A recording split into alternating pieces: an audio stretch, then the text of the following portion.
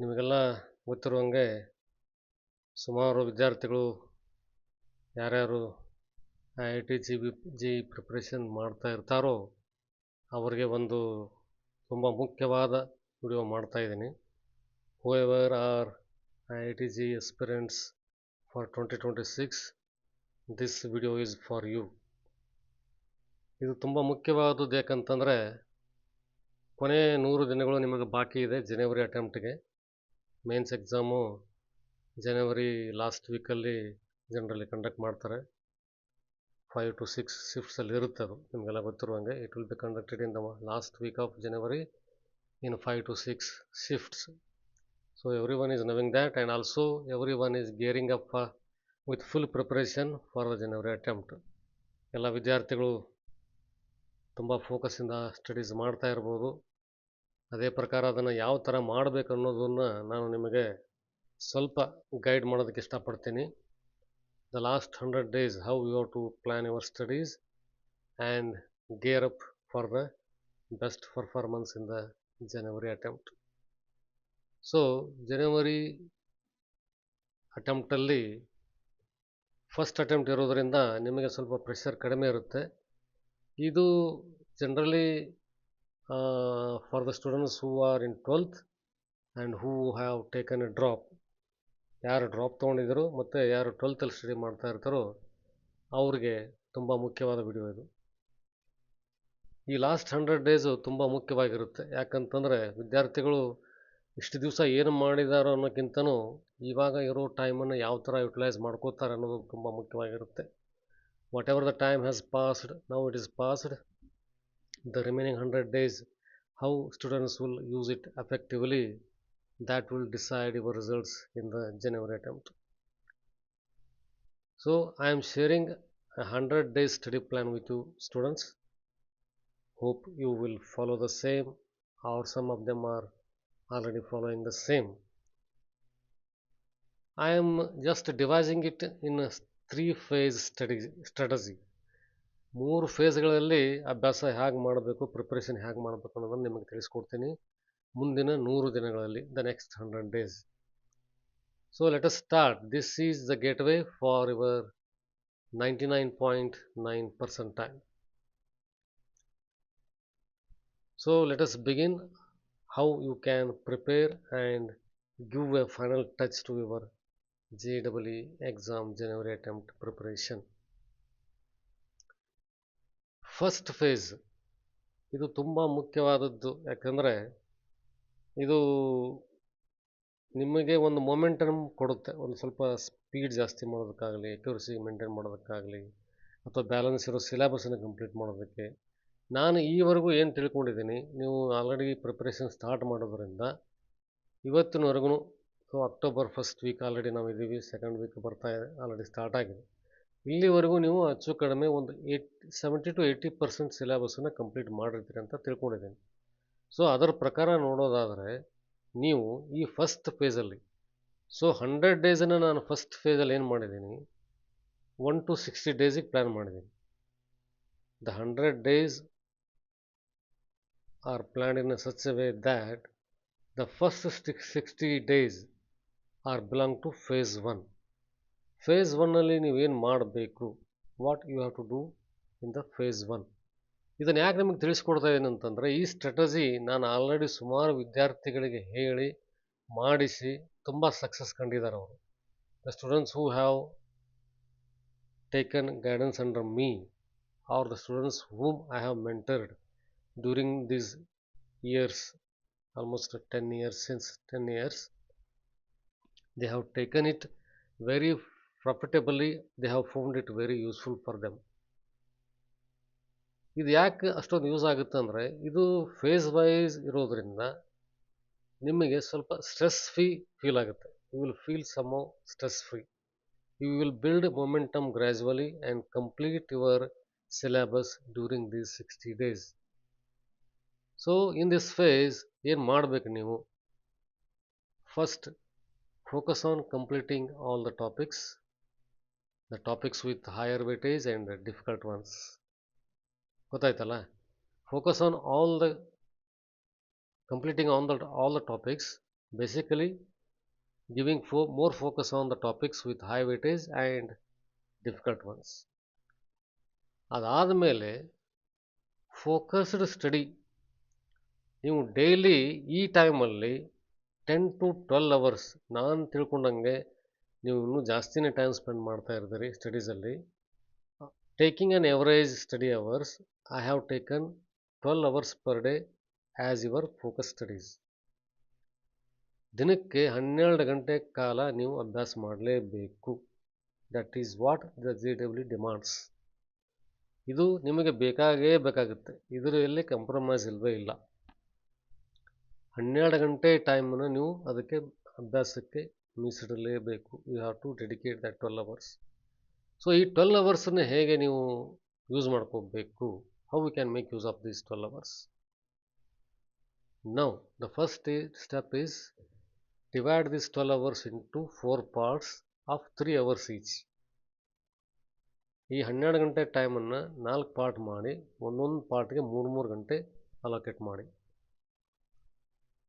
ಅದರಲ್ಲಿ 3 parts, the 3 parts to cover PCM, physics, chemistry, maths. That covers your theory and problem solving. ಅದಾದ ಮೇಲೆ the remaining 1 part should be dedicated to revision. This revision should be planned according to your convenience and based on the priority of your chapters. ಯಾವ chapter ನೀವು ಮಾಡಬೇಕಂತ ಇಟ್ಕೊಂಡಿದ್ದೀರಿ ಇವತ್ತು, ಆ ಚಾಪ್ಟರ್ಗೆ revision ಸಲುವಾಗಿ 3 ಗಂಟೆ, that is one of the part of 12 hours. 3 hours should be dedicated to revision. ಆ 3 ಗಂಟೆನಲ್ಲಿ revision ಹೇಗೆ ಮಾಡಬೇಕು ಅಂತಂದರೆ, either should be multiple lessons of single subject or 1 subject per hour. ಒಂದೇ ಸಬ್ಜೆಕ್ಟಲ್ಲಿರೋ ಬೇರೆ ಬೇರೆ ಚಾಪ್ಟರ್ಗಳನ್ನು ಮಾಡಬಹುದು, ಅಥವಾ 1 ಗಂಟೆ 1 ಸಬ್ಜೆಕ್ಟಿಗೂ ಕೂಡ ಡೆಡಿಕೇಟ್ ಮಾಡಬಹುದು. You can cover multiple lessons of a single subject in 3 hours or 1 subject per hour, 1 subject for physics, chemistry and mathematics. It is as per your convenient. ಅದನ್ನು ಹಿಂಗೆ ಎಲ್ಲರೂ ಇದೇ ಥರ ಮಾಡ್ಬೇಕಂತ ಇರೋದಿಲ್ಲ. ಯಾವ ಲೆಸನ್ ನೀವು ಫೋಕಸ್ ಮಾಡ್ಬೇಕಂತ ಇರೋದು, ರಿವಿಷನ್ ಮಾಡ್ಬೇಕಂತಿರೋ ಆ ಎಲ್ಲ ಲೆಸನ್ಗಳನ್ನು ಕೂಡಿ 3 ಅವರಲ್ಲಿ ರಿವಿಷನ್ ಮಾಡ್ಬೋದು, ಇಲ್ಲ ಕಂಟಿನ್ಯೂಸ್ ಆಗಿ 1 ಗಂಟೆ 1 ಸಬ್ಜೆಕ್ಟನ್ನು ರಿವಿಷನ್ ಮಾಡ್ಬೋದು. ಇದಕ್ಕಿಂತ ಮುಖ್ಯವಾಗಿ ಏನಂತಂದರೆ, for maths, do maths during mid day when your focus is low. ನಿಮಗೆ ಗೊತ್ತಿರುವಂಗೆ ವಿದ್ಯಾರ್ಥಿಗಳು ಬೆಳಗಿನ ಸ್ಟಡೀಸ್ ಮಾಡ್ತಾ ಇರ್ತಾರೆ. By the time you reach mid day, ಮಧ್ಯಾಹ್ನದಲ್ಲಿ ಏನಾಗುತ್ತಂದರೆ ನಿಮಗೆ ಸ್ವಲ್ಪ ಲೇಜಿನೆಸ್ ಬರ್ಬೋದು, ಫೋಕಸ್ ಕಡಿಮೆ ಆಗ್ಬೋದು. Sometimes you may shift your focus to some other distractions or sometimes other activities as well.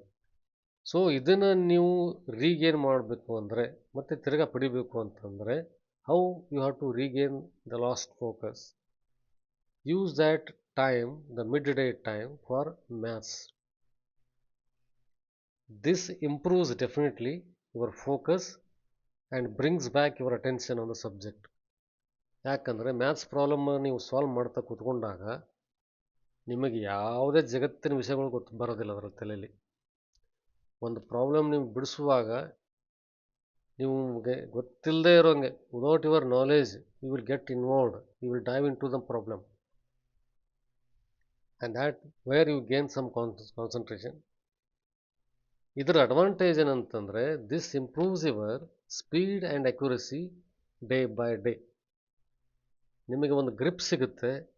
ಅದರ ಜೊತೆಗೆ ಪ್ರಾಬ್ಲಮ್ ನೋಡಿದ ತಕ್ಷಣ ಪ್ರಾಬ್ಲಮ್ನ ಯಾವ ಥರ ಕ್ರ್ಯಾಕ್ ಮಾಡೋದು, how you can diagnose your problem ಅನ್ನೋದು ಗೊತ್ತಾಗುತ್ತೆ. ಸೊ ಒಂದ್ಸರಿ ನೀವು ಕ್ರ್ಯಾಕ್ ಮಾಡಿದ್ರೆ ಅಥವಾ ಡಯಾಗ್ನೈಸ್ ಮಾಡಿದ ಮೇಲೆ ಆಟೋಮೆಟಿಕ್ಲಿ ಸ್ಪೀಡಲ್ಲಿ ನೀವು ಸಾಲ್ವ್ ಮಾಡ್ಬೋದು. ಸ್ಪೀಡಲ್ಲಿ ಸಾಲ್ವ್ ಮಾಡ್ತಾ ಕೂಡ ಅಕ್ಯುರಸಿ ಕೂಡ ಮೇಂಟೈನ್ ಮಾಡ್ಬೋದು. This improves your scoring automatically as you move on. ಅದರ ಜೊತೆಗೆ ಇದು ಇಂಪಾರ್ಟೆಂಟ್ ಪಾಯಿಂಟು. ಯಾಕಂದರೆ ಯಾವ ಚಾಪ್ಟರ್ನ ಯಾವಾಗ ಓದಬೇಕು, ಯಾವ ಚಾಪ್ಟರ್ ಯಾವುದಾದ್ಮೇಲೆ ಓದಬೇಕು, in which sequence I have to study, this is very important. Because as you know, if you are a dropper or a 12th student, you will be knowing what are the chapters are what are the chapters of 12th are depending on 11th chapters. 11th chapters 12ಗೆ fundamentals ಆಗಿ work ಮಾಡ್ತವೆ. ಅದನ್ನು ನೀವು ಓದದೇ ಸುಮಾರು ಲೆಸನ್ಗಳು ನಿಮಗೆ 12ಲ್ಲಿ ಅರ್ಥ ಆಗೋದಿಲ್ಲ.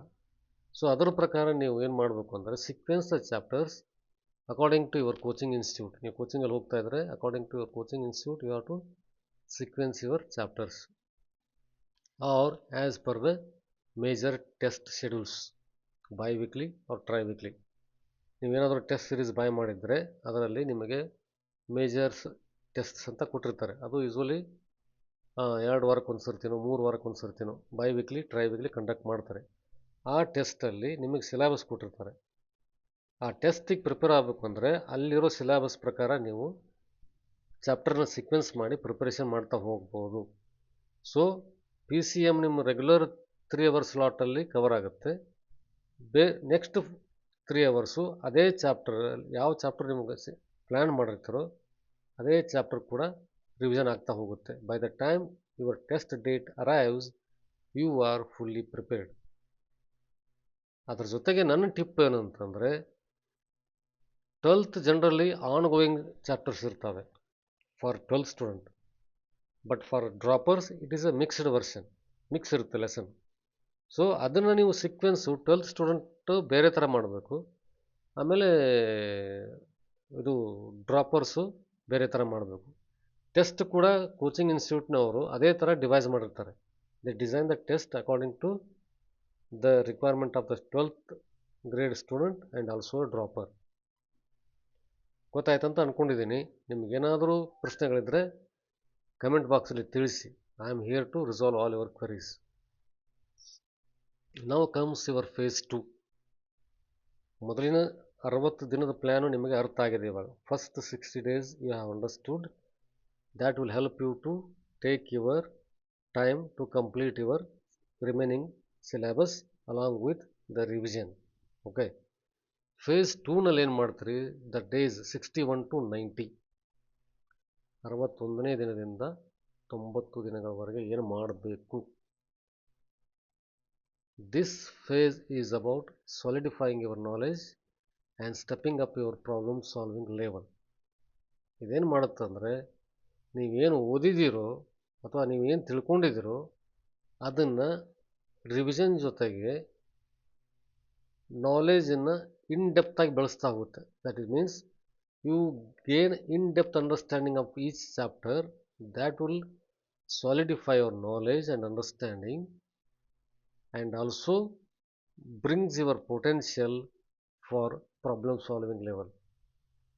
ಈ ಟೈಮಲ್ಲಿ ನೀವು ಹೇಗಿರಬೇಕು ಅಂತಂದರೆ ಪ್ರಾಬ್ಲಮ್ ನೋಡಿದ ತಕ್ಷಣವೇ within 30 seconds or 1 minute you should crack the question. ಈ ಕ್ವಶನ್ನ ಇದೇ ಥರ ಕೇಳಿದ್ದಾರೆ, ಇದೇ ಚಾಪ್ಟರ್ಲಿ ಬಂದಿರುತ್ತೆ, ಈ ಕನ್ಸೆಪ್ಟಲ್ಲಿ ಕೇಳಿದ್ದಾರೆ, ಇದಕ್ಕೆ ಇದೇ ಥರ ಫಾರ್ಮುಲಾ ಅಪ್ಲೈ ಮಾಡಬೇಕು, ಇದೇ ಕನ್ಸೆಪ್ಟ್ ಯೂಸ್ ಮಾಡಬೇಕು. The concept problems what formulas you have to apply, you should crack it down within 30 seconds to 1 minute. Next 1 minute ಅಲ್ಲಿ ನೀವು ಪ್ರಾಬ್ಲಮ್ ಸಾಲ್ವ್ ಮಾಡ್ತೀರಿ.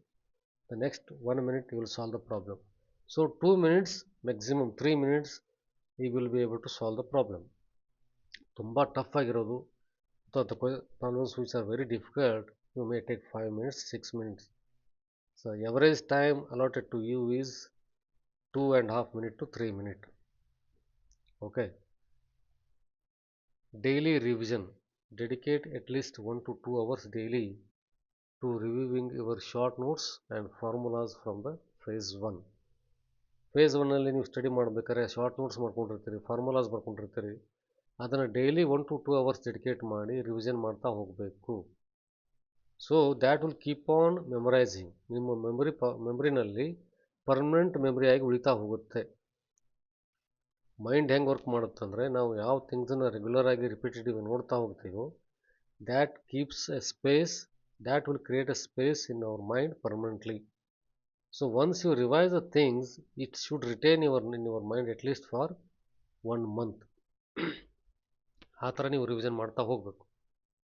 ಅದರ ಜೊತೆಗೆ previous year questions PYQs. Solve PYQs from the last 5 to 7 years for both GE main and advanced. Advanced ಯಾಕೆ ಹೇಳ್ತಾ ಇದ್ದೀನಿ ಅಂತಂದರೆ, though you are preparing for mains for the January attempt, during this phase you have to get acquainted or get exposed to the advanced level questions as well. ನಿಮಗೆ advance level questions ಪರಿಚಯ ಆಗಬೇಕಿಲ್ಲಿ. So if you are qualified in the January attempt itself, you will have more time for the preparation of the advanced exam. ಸಡನ್ನಾಗಿ ನೀವು advance questions solve ಮಾಡ್ತಾ ಹೋದರೆ ಅದಕ್ಕೆ ನೀವು adjust ಆಗೋದಕ್ಕೆ ಸ್ವಲ್ಪ ಟೈಮ್ ಬೇಕು. So this is preparation. ಇದು ಮುಂಚೆನೇ ನೀವು ಅದ್ರ ಬಗ್ಗೆ ತಿಳ್ಕೊಬೇಕು ಅನ್ನೋದಕ್ಕೆ ಸ್ವಲ್ಪ. ಇವಾಗ ಫಾರ್ ಎಕ್ಸಾಂಪಲ್ ಡೈಲಿ ನೀವು ಒಂದು 50 ಕ್ವಶನ್ಸ್ ಸಾಲ್ವ್ ಮಾಡ್ತಾ ಇದ್ದರೆ on an average per subject, ಅದರಲ್ಲಿ ಒಂದು 40 ಕ್ವಶನ್ಸ್ ಮೇನ್ಸ್ ಲೆವೆಲಲ್ಲಿ ಸಾಲ್ವ್ ಮಾಡಬೇಕು, 10 ಕ್ವಶನ್ಸು ಅಡ್ವಾನ್ಸ್ ಲೆವೆಲಲ್ಲಿ ಸಾಲ್ವ್ ಮಾಡಬೇಕು. What I mean to say is, suppose if you are spending time for 50 questions on each subject, solve 40 questions on mains level and 10 questions on advanced level. This will introduce you for the advanced level questions and also improves your logical thinking as well.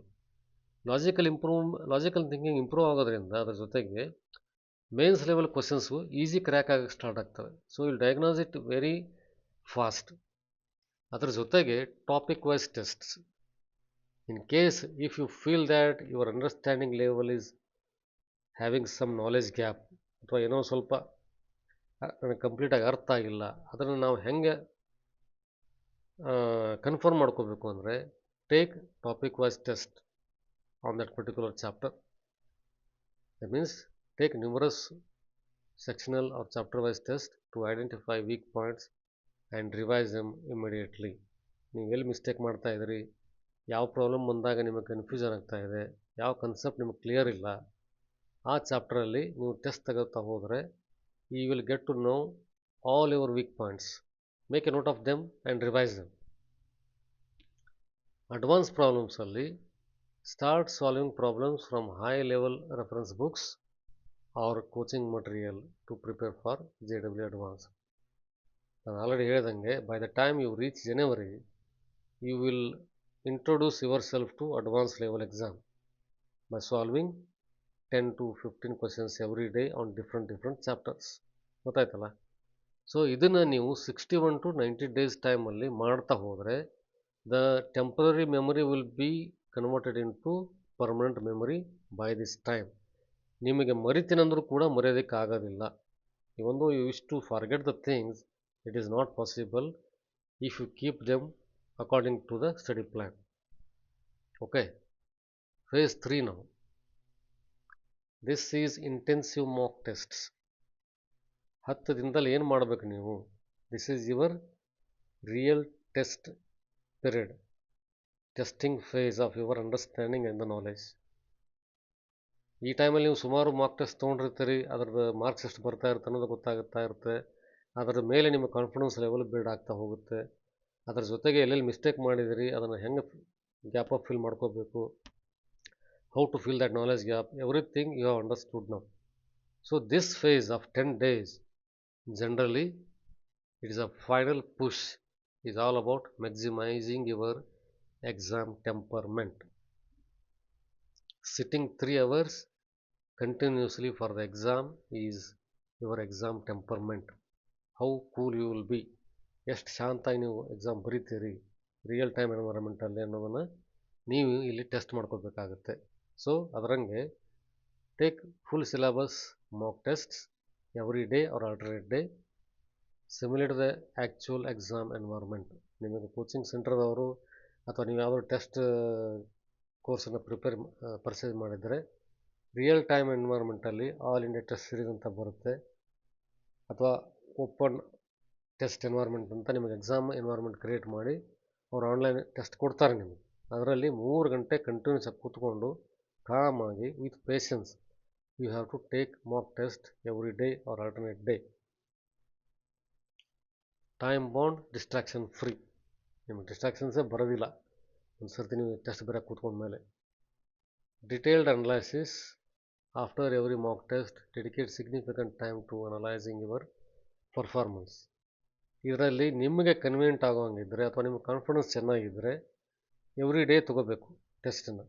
Every day ತೊಗೊಂಡಾಗ ನೀವು 3 ಗಂಟೆ 3 hours you will be spending on test. The remaining time you have to spend. The remaining ಟೈಮಲ್ಲಿ ಏನಂದರೆ minimum 3 hours you have to completely analyse your test. Make a note of them. Where you went wrong, why you went wrong, ಯಾಕೆ ತಪ್ಪಾಯಿತು, ಎಲ್ಲಿ ತಪ್ಪಾಯಿತು, problem ಅರ್ಥ ಆಗಿಲ್ವೋ ಅಥವಾ formula ನೆನಪಾಗಿಲ್ವೋ, ಇದನ್ನೆಲ್ಲ ನೀವು ಅದರಲ್ಲಿ ನೋಟ್ ಮಾಡ್ಕೊಳ್ಳಿ. Then once you finish that analysis, ಅಲ್ಲಿ ನೀವೇನು ನೋಟ್ ಮಾಡ್ಕೊಂಡಿರ್ತೀರಿ, whatever the notes you have put on the paper, revise them and according to that wherever it is applicable or whichever the chapters it is applicable, go to that chapters, focus on that particular concept or a topic, understand it. Identify questions where you made silly mistakes. ಅದನ್ನೇ ನಾನು ಹೇಳ್ತಾ ಇರೋದು. Due to calculation errors or misreading the questions, read the questions slowly and one time. If you read fast, sometimes it will not be understanding. You may spend time on reading the questions frequently, 2 to 3 times, 4 times, like that. Identify questions you got wrong due to conceptual error. Revise that specific topic that I already told you. Go to that topic, revise the concept, understand and make it perfect. Track your time management and attempt strategy. This is very important.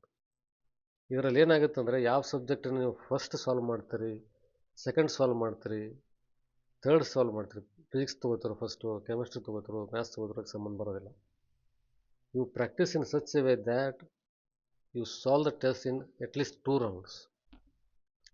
Solve all the easy questions of all the 3 subjects. First round is over. Come back to again for the second round. Take more time on the leftover questions. ಬಿಟ್ಟಿರೋ ಕ್ವಶನ್ಸಲ್ಲಿ ಸ್ವಲ್ಪ ಜಾಸ್ತಿ time ತೊಗೊಂಡು solve ಮಾಡೋಕ್ಕೆ try ಮಾಡಿ. So will get more marks also from that. ಇದರಲ್ಲಿ ನೀವು time management ಮತ್ತು attempting strategy ಕಲಿತೀರಿ Mach ಟೆಸ್ಟಲ್ಲಿ. Test ಬಂದಾಗ ಯಾವ ಸ್ಟ್ರಾಟಜಿ ಯೂಸ್ ಮಾಡಿದ್ರೆ ನಿಮ್ಮ ಸ್ಕೋರ್ ಮ್ಯಾಕ್ಸಿಮೈಸ್ ಆಗುತ್ತೆ ಅನ್ನೋದು ಗೊತ್ತಾಗುತ್ತೆ. This is phase 1, phase 2, phase 3. Phase 1 is from first 60 days. Phase 2 is from 61 to 90 days. Phase 3 is from last 10 days. Final revision. Revisit only your weakest areas and your handwritten notes or formula sheets. Avoid learning any new concept in this phase. ಯಾವುದು ಹೊಸ chapter cover ಮಾಡೋದಕ್ಕಾಗಲಿ ಅಥವಾ ಹೊಸ concept cover ಮಾಡೋದಕ್ಕಾಗಲಿ ಹೋಗಬೇಡಿ. Confuse ಆಗುತ್ತೆ and it also consumes lot of time in understanding it. So revise only whatever you have covered, your weak areas on your hand written notes, formulas etcetera. ಇದು 3 phase preparation strategy complete ಆಯಿತು. This has really helped lot of students who have taken guidance under me. ನನ್ನ ಹತ್ರ training ತೊಗೊಂಡ್ರ ವಿದ್ಯಾರ್ಥಿಗಳಿಗೆ ತುಂಬ help ಆಗಿದೆ. ಸುಮಾರು ವಿದ್ಯಾರ್ಥಿಗಳು 99.5, 99.8, 99.7 ಈ ಥರ ಎಲ್ಲ ಸ್ಕೋರ್ ಮಾಡಿ ಅಡ್ವಾನ್ಸ್ ಲೆವೆಲ್ಗೆ ಹೋಗಿದ್ದಾರೆ. ಅದರಲ್ಲಿ ಕೂಡ ಸುಮಾರು ಜನ ಸಕ್ಸಸ್ ಕಂಡಿದ್ದಾರೆ. ಅದರ ಜೊತೆಗೆ ಸ್ವಲ್ಪ ಜನರಲ್ ಟಿಪ್ಸ್ ಕೊಡ್ತೀನಿ ನಿಮಗೆ, that will help you more. Consistency is paramount. Consistency ಅನ್ನೋದು ತುಂಬ ಇಂಪಾರ್ಟೆಂಟು. 2 ದಿವಸ ಅಭ್ಯಾಸ ಮಾಡಿ 3ನೇ ದಿವಸಕ್ಕೆ ನನಗೆ ಡಲ್ ಆಗಿ ನನಗೆ ಆಗೋದಿಲ್ಲ ಅಥವಾ ಫೋಕಸ್ ಕಡಿಮೆ ಮಾಡೋದಾದರೆ ಆಗೋದಿಲ್ಲ. JEE exam demands your mind and soul. Study daily even if it is for few hours then ಪ್ಲ್ಯಾನಲ್ಲಿ ಮಾಡಿರೋದು ನಿಮಗೆ ಅಚೀವ್ ಮಾಡೋಕ್ಕಾಗಿಲ್ಲ ಅಂದರೂ ಕೂಡ ಅಟ್ಲೀಸ್ಟ್ 50-60% ಅಚೀವ್ ಮಾಡ್ತಾ ನಿಮಗೆ ಕನ್ಸಿಸ್ಟೆನ್ಸಿ ಬಿಲ್ಡ್ ಮಾಡಿದರೆ ಸಾಕು. You will definitely get forfeited from that. You will get definitely much more profit from that. Mind set is important. ನೀವು ಯಾವ ಮೈಂಡ್ ಸೆಟ್ಟಲ್ಲಿ ಇರ್ತೀರಿ ಅನ್ನೋದು ತುಂಬ ಇಂಪಾರ್ಟೆಂಟು. ಅನ್ನೆಸೆಸರಿಲಿ ಯಾವುದೋ ಥರ ವಿಚಾರಗಳನ್ನ ಇಟ್ಕೊಂಡು ನನಗಾಗುತ್ತೋ ಇಲ್ಲೋ, ನಾನು ಈ ಥರ ಮಾಡಿದ್ರೆ ಸ್ಕೋರ್ ಮಾಡ್ತೀನೋ ಇಲ್ಲೋ, whether I am able to do it or not with this strategy. Don't change your strategy now and then. Follow that strategy, whatever you have planned consistently. and get gain of that. Maintain a strong positive mindset. Believe in your ability to crack the exam. Self-confidence is very important. Health, that is also most important. Don't neglect sleep, diet and light exercise. A healthy mind and a body perform better. Minimize distractions. It is known already to you. With the distractions, you cannot bring back your focus. So avoid distractions. Stay away from social media and unnecessary distractions during study hours. So this video, whatever is briefed here, will provide 100-day study strategy to score well in your JEE Mains 2026 exam. So simply, what is the last line says? Now is equal to now, later equal to never. ಇವಾಗ ಮಾಡೋದು ಇವಾಗ ಮಾಡಿದರೆ ಇವತ್ತೇ ಆಗುತ್ತೆ, ಈಗಲೇ ಆಗುತ್ತೆ. ಆಮೇಲೆ ಅಂತ ನಿಮ್ಮ ಮೈಂಡಲ್ಲಿ ಏನಾದರೂ ವಿಚಾರ ಬಂದರೆ ಅದು ಯಾವತ್ತೂ ಆಗೋದಿಲ್ಲ. So stay focused, stay calm, stay healthy, and all the best for your exam preparation. Good luck. Thank you.